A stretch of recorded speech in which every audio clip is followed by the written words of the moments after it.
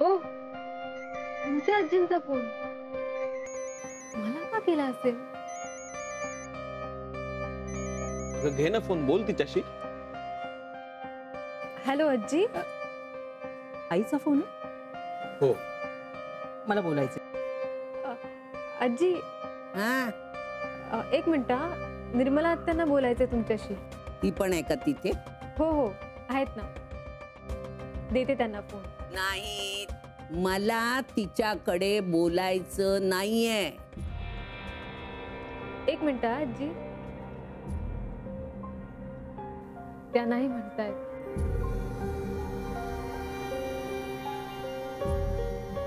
हा आजी, काय काम होतं? ते फोनवर व्हायचं नाही, त्यासाठी आपल्याला दोघींना भेटावं लागेल. हो चालेल ना, येते मी तुम्हाला भेटायला. नको, मीच येते तुला भेटायला. काय झालं आजी? काही सिरियस आहे का? फोनवरच जर तुला सगळं सांगायचं असतं ना, तर मग तुला भेटायला कशाला बोलवलं असतं मी? सॉरी.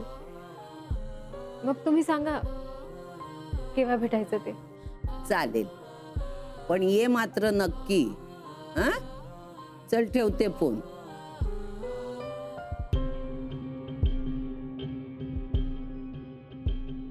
आजींचं माझ्याकडे काय काम असेल?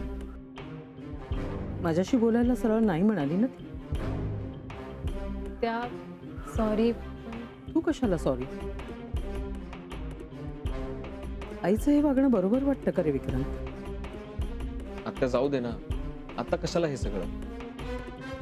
मी निघते. हो, तू निघ, तुला उशीर होईल. बाय. बाय. खरंच कमाल वाटते मला आईची. या मानसीशी फोनवर बोलते, तिला भेटायला बोलावते, आणि माझ्याशी तिला बोलायचं देखील नाहीये. आता तू बस ना, काय घेणार आहेस तू? नको, निघूया आपण.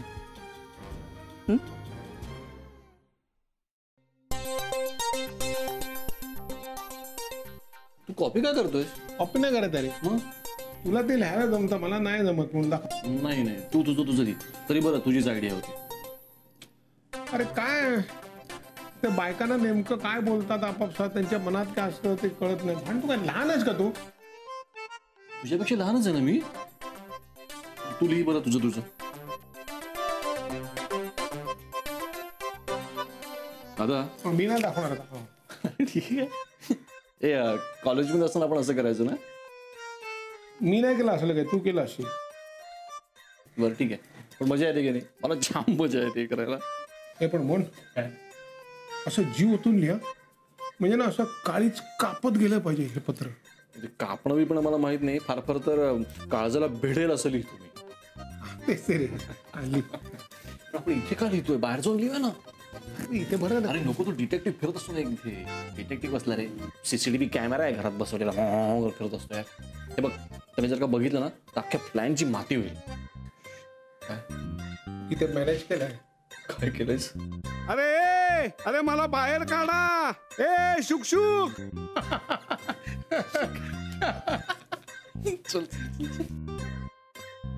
ज्याने कोणी कोंडून ठेवला असेल त्याला जेवण चांगलं नाही लागणार. अरे मला बाहेर काढा.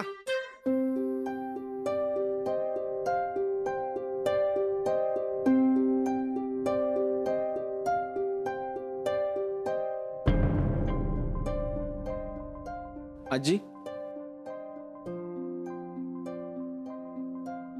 मी निघालोच आहे. तू कुठे जातेस?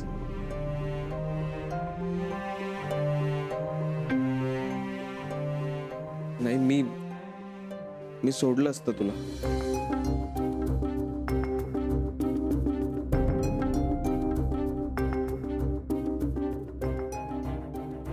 विक्रांत, आजी मानसीला भेटायला गेल्या. काय काम असेल त्यांचं मानसीकडे? मला नाही माहित.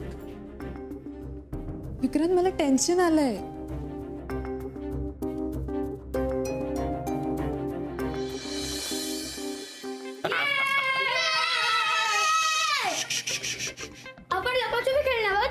काय नाही, आम्ही लपाछपी खेळणार. तुम्ही एक काम कराल आमचं. कुठलं काम? काय आहे हे काम आहे ना, हे कोणाला कळतं का? गुपचूप करायचं, शांतता पाहिजे. गुपचूप काय? पण ऐक आर्यन, हे पाकिट घे आणि हे नेऊन वहिनीला म्हणजे काकीला दे, कळलं? आणि हे घे. आणि जाऊन तुझ्या आईला दे, गीताला. हं? काय बघ, हे कोणाचा अक्षर आहे? माझं आहे. काय कळतच नाहीये. हा, ते माझं मेडिकल शॉप आहे ना, त्यामुळे माझं अक्षर. एवढासा पोरगा मला काय अक्कल शिकवतो? काम कर जा दिलेलं. पण याच्यात काय आहे? प्रश्न विचारू नका रे. पण जर हेच प्रश्न आईने विचारले तर मी काय सांगू की विजय काकांनी दिले? मी सांगतो. हे बघ आर्यन, हा, काकीला सांग की हे आईने दिले. आणि हे बघ, तू आईला सांग की काकीने दिले. चल पळा. हा? ए, ऐक, ऐक, ऐक. समोर दरवाजाला कडी आहे ना, बाहेर ना, ती काढ. हं? कुठला? हा, जा. जा, जा. ए, थांब. काढ.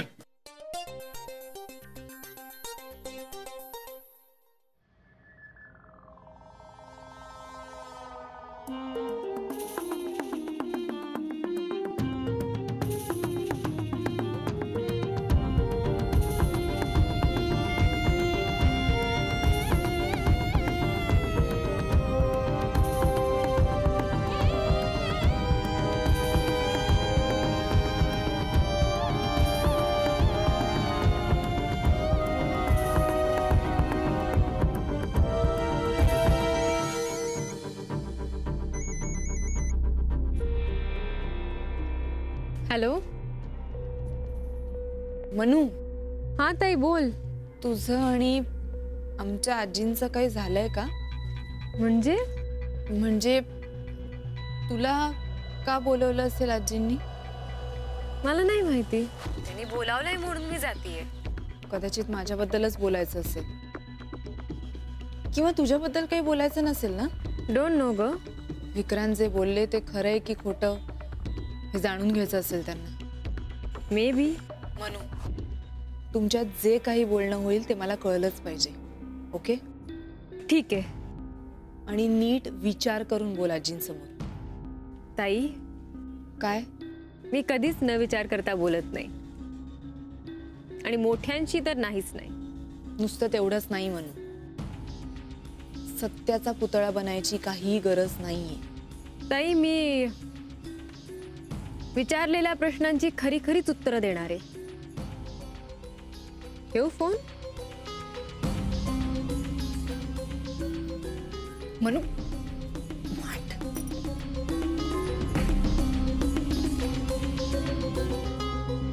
काकी हे घे.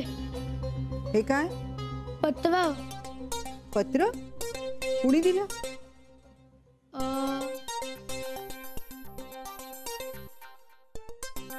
अरे आई हे घे. हे काय? पत्र. पत्र कोणी दिलं? आर्यन, कोणी दिलं? नाही माहित. आर्यन, आर्यन थांब इकडे.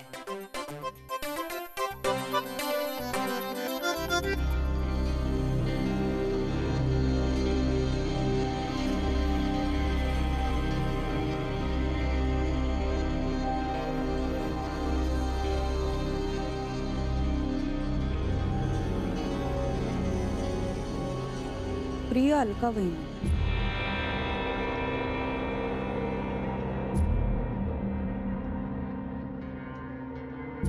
मी तुम्हाला जरी वहिनी म्हणत असले तरी तुम्ही मला माझ्या मोठ्या बहिणीसारख्या आहात.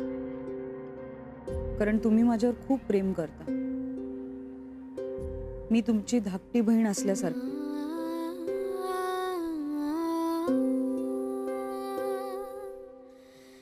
यावेळी माझी चूक माफ का नाही करत वहिनी? मला माझी चूक मान्य आहे. या घरात आल्यापासून माझी प्रत्येक चूक तुम्ही पदरात घेतली. तुम्ही नेहमीच माझ्यावर आभाळ इतकी माया केली.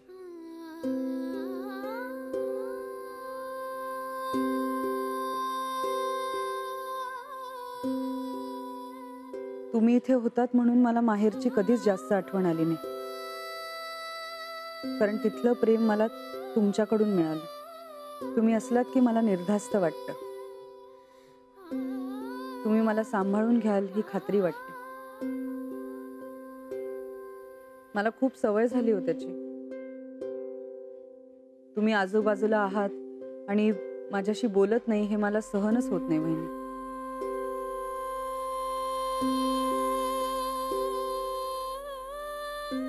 मला तरी कुठे राहत ग तुझ्याशी बोलल्या वाचू. तू समोर आलीस ना की मला सगळे प्रसंग दिसायला लागतात. आपण केलेली धमाल आठवते. मोबाईल कसा वापरायचा हे तू मला शिकवलंस. मला ते कळायचं नाही पटकन, पण तुझी सहनशक्ती अफाट होती.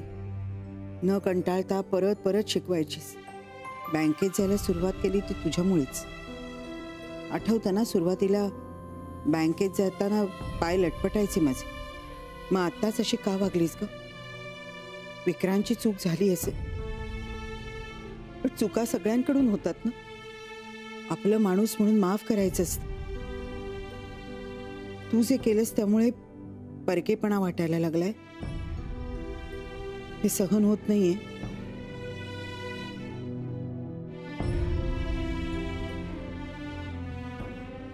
मला नकोय असं टेन्शन घाल. मला सगळं पुन्हा पूर्वीसारखं व्हायला हवंय. तू दिसलीस की तुझ्याशी गप्पा मारायच्या, हसायचंय, रुसायचंय, समजूत काढून. हा सगळा आपलेपणा मला परत हवाय.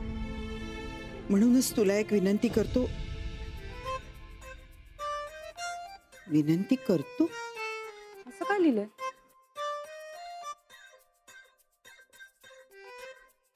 तर मी ही विनंती करतो की कृपया तुम्ही माझ्यावरचा राग सोडावा आणि पुन्हा पूर्वीसारखं बोलायला लागावं. आपला नम्र गीता. आपला हे पत्र मी तर नाही लिहिलेलं. मग कोणी लिहिलंय?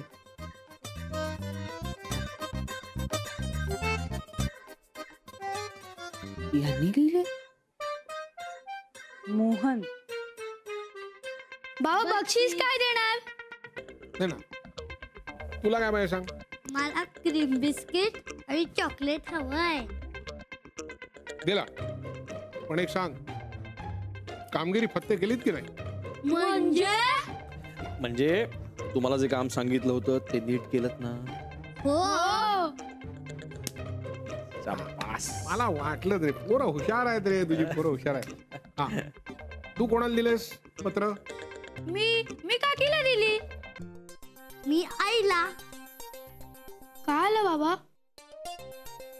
बाबा काय झालं?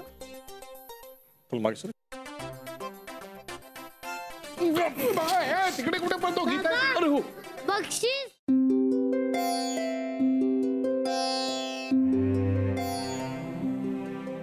असं असतं काय तुमचं कॅफे? बसा. आई आई ग. काय सांगू? कॉफी? आता आलो आहेत म्हणजे काहीतरी घ्यावं लागणारच ना. सांग कॉफी. दो कॉफी. कशा आहात आजी? बरी आहे म्हणायची. आता नमनाला घडावर तेल नको, मुद्द्याला चाद घालते. मी विचारते त्या प्रश्नांची खरी खरी उत्तरं देशील? हो आजी.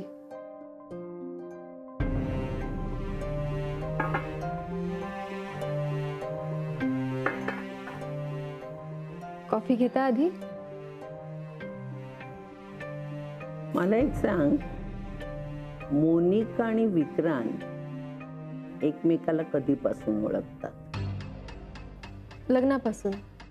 म्हणजे ते लग्न आधीपासून एकमेकाला ओळखतात हे तुला माहित नाही? नाही आजी. म्हणजे तुलाही काहीच कल्पना नव्हती तर? आता मी तुला सगळं खरं खरं सांगते. तुम्ही लोणावळ्याला गेला होता तेव्हा आमच्या घरात एक वादळ आलं.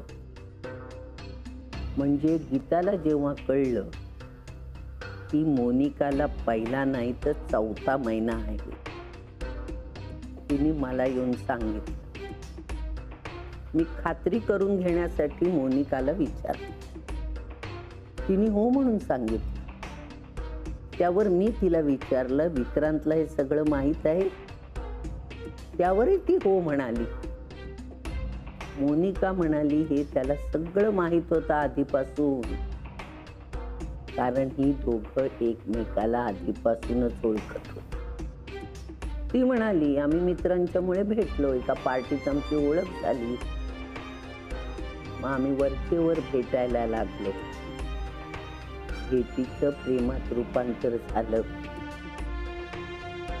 आणि रोज भेटता घडून यायचं ठरलं. आता मला सांग, याला काय शिक्षा द्यायची? सगळं होऊन गेल्यावर आता काय करायचं? पहिला राग आला तुम्हाला विक्रांत. माझा नातू ज्याला मी लहानाचा मोठा केला, त्याच्यावर संस्कार घडवले, पण त्याच्यावरच्या विश्वासाला तडा जायला एक क्षण पुरला मला.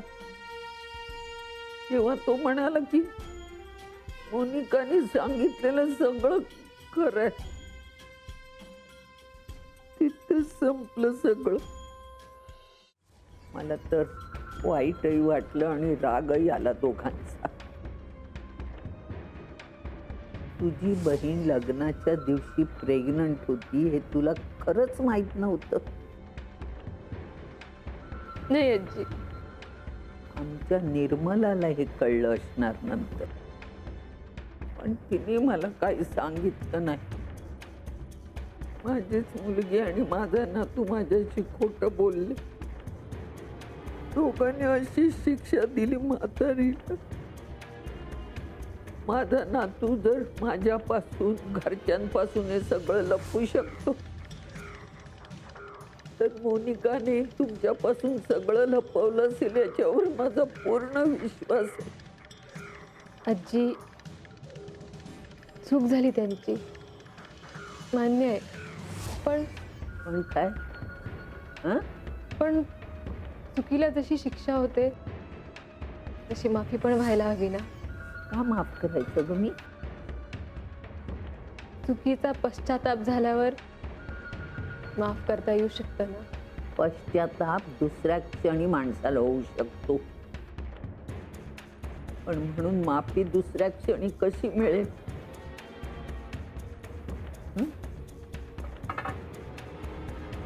जरा बघ किती झाली. एक लक्षात ठेव मानस, ही गोष्ट जी मी तुला सांगितली ही निर्मलाला कळता कामा नये, कारण ही तिची शिक्षा आहे. हो आजी. हे बघ, तुला जर मला काही सांगावंसं वाटलं आणि सांगायचं असेल तर तू मला केव्हाही येऊन भेटू शकते. शांत आणि खरं बोलणारी माणसं मला नेहमीच आवडतात.